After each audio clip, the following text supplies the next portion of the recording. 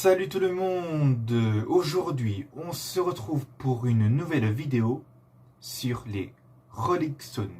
Donc, l'histoire des Rolling Stones. Donc, je vais raconter leur histoire du début jusqu'à nos jours, ce qui veut dire entre 1960 à nos jours. Donc, je peux même dire leur histoire avant 1960, ce qui veut dire leur naissance à nos jours. Et c'est parti!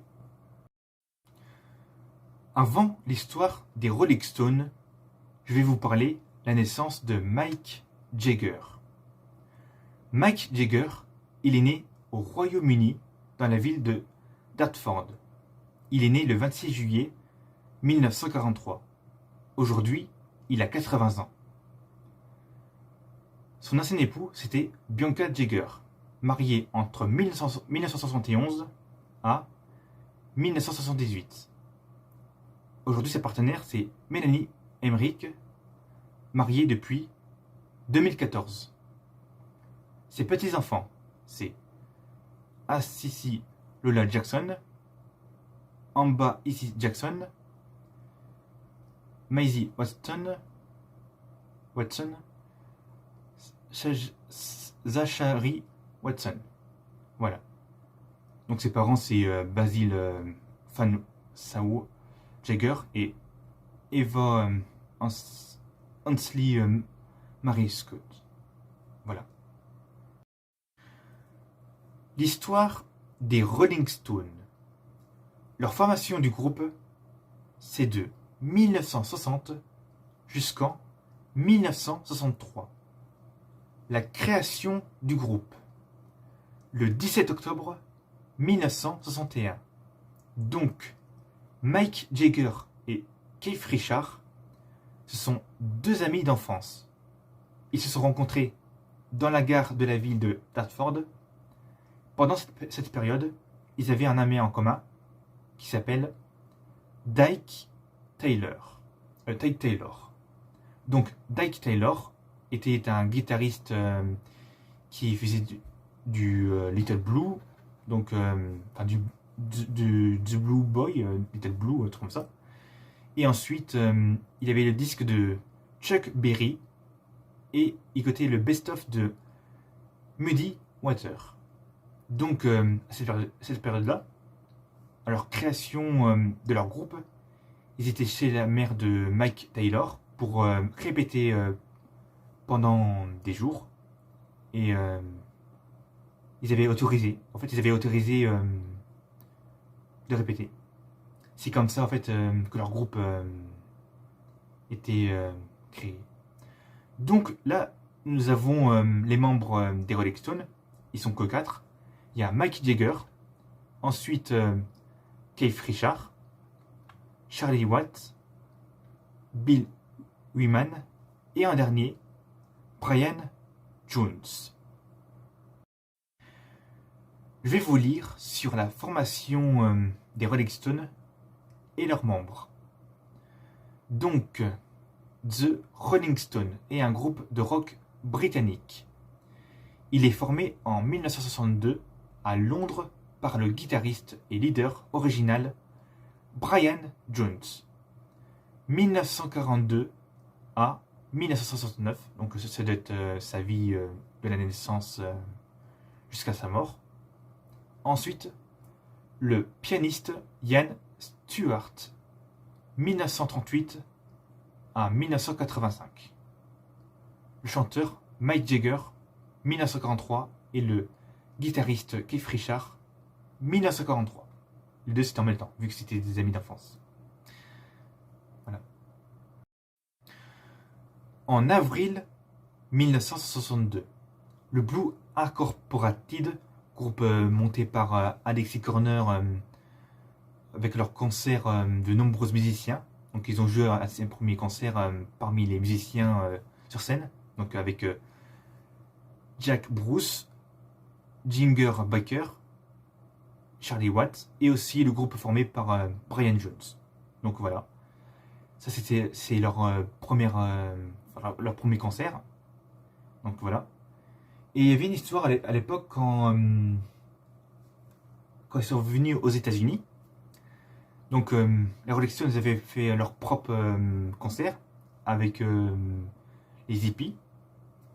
Et il y avait aussi les bikers. Et pendant ce temps-là, il y avait comme un problème avec le chanteur Mick Jagger. C'est que, voilà, pendant le concert, il y avait de la bagarre. Donc, il y avait des spectateurs qui se battaient. Donc, c'est aussi à cause de la drogue. Et donc, la police américaine, ils avaient intervenu. Donc, ce qu'ils ont fait les Rolling Stones, ils ont pris des pierres. Enfin, je pense que c'était eux qui avaient pris des pierres ou la police. Enfin, c'est plutôt les publics qui ont pris les pierres pour lancer sur tout le monde. Et ça a déclenché genre une espèce de émeute. Voilà. Et ensuite, Mick Jagger, il s'est fait accuser pendant des années. Pendant des années, il avait une vie sombre. Et c'est parce que aussi, il se droguait. Donc, malheureusement. Donc, voilà. Donc, Mick Jagger, il s'est fait arrêter, mais il n'a pas été en tôle. Donc, c'est pour ça, en fait, que la police avait empêché aux Rolling Stones de faire le concert dans la ville de San Francisco. Voilà. C'était leur début, puis il me semble bien que c'était leur début. Mais aussi, ils avaient rencontré d'autres groupes. Donc, le groupe de Beatles, avec Paul McCartney. Puis, voilà. Ensuite, le premier single des Rolling Stones. Le premier single des Rolling Stones s'appelle Come On. En juin 1963, du premier single des Rolling Stones, Come On, enregistré le 10 mai, une reprise de Chuck Berry, ce qu'on appelle un succès. Alors voilà, vu que c'est un succès, donc ils ont repris la musique, vu que c'est leur idole à peu près. En même temps, ils se sont rencontrés. Et c'est comme ça, avec une reprise de Chuck Berry, les Rolling Stones sont devenus connus. Puis aussi avec leur style de rock, puis voilà, puis leur clip aussi, depuis les années 60, ouais. Donc voilà. Donc entre succès simple et plagiat, il y a des grosses différences. Donc succès, c'est quand voilà, une personne qui est fan qui rencontre un chanteur puis qu'il demande par autorisation de faire une reprise. C'est comme ça que c'est comme ça qu'ils sont, voilà, comment ils sont devenus connus. Donc le simple, ce qu'on appelle, enfin ouais, le simple, c'est quelque chose que quand il y a des montages des musiques, par exemple si la musique on le met en mode ralenti ou alors on accélère ou on coupe des petits morceaux de chaque morceau de musique, d'une musique, je sais pas, de Michael Jackson ou n'importe qui, c'est ce qu'on appelle des simples. Mais s'ils font ça sans autorisation, c'est ce qu'on appelle un plagiat. Voici les trois différences. Donc voilà. Ensuite, la premier album des Rolling Stones. Leur album s'appelle Not Fade Away, Little by Little. Est sorti le 16 avril 1964, après leur formation du groupe entre 60 et 63. Donc le 16 avril 1964, le premier album des Rolling Stones sort au Royaume-Uni. Donc le 16 avril 1964 sortait le premier album de Rolling Stones sur le territoire britannique, un disque éponyme fondateur pour le groupe de rock. Voilà. Maintenant, je vais vous citer les instruments de musique sur les titres des chansons des Rolling Stones. Donc, en premier, c'est Dulcimer, présent sur le titre de Lady Jane et I Am Waiting. Deuxième instrument, sitar, joué sur le titre de Paint in Black. Troisième instrument, marimbasse et vibraphone, présent sur le titre de Under My Thumb et Out of Time. Quatrième instrument, flûte et bec présente sur le titre de Ruby Tuesday. En 5e, orgue Hammond présence notamment sur Let's Spend the Night Together. En dernier, l'instrument Theremin, utilisé sur le titre de Please Go Home. Voilà. Tout à l'heure, je vous ai parlé de l'arrestation de Mick Jagger. Donc, l'arrestation de Mick Jagger, c'était en juin 1967. Donc, avec l'arrestation de la police en possession de la drogue.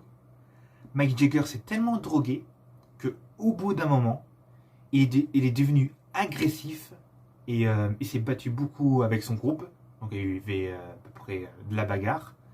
Donc, ce qui veut dire que Mick Jagger, pendant des années, il était absent et il produisait même plus des musiques. Ce qui veut dire un peu les Rolling Stones, ils étaient absents pendant des années.